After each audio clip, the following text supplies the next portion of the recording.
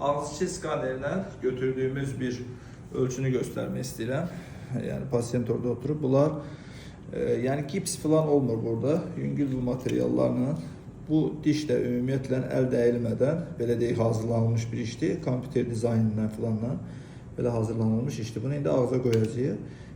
Yani bu yonulub bu diş belə götürülüb ölçü. Ağza qoyaq baxaq. Burada ağızdakı dişlərin rəngini uyğunlaşdırılıb bir baxaq ona da. Dişdə hər hansı bir oturuşma üçün bir tədbirlər almamışam. Bir dişə həmin dişin özünü qoyaq bura bir baxaq. Güdüllə bərpa olunmuş bir dişdir.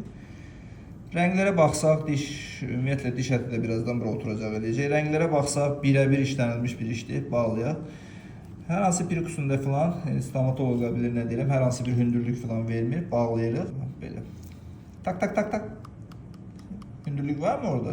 Narahatlıq var mı? Dişin kənarlarına da bir baxaq.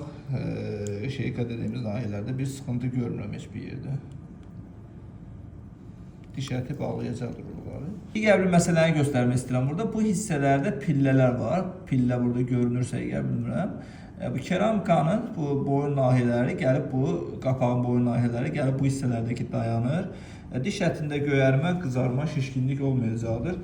Bilirik ki, göyərmələr əsas 4 səbəbdir.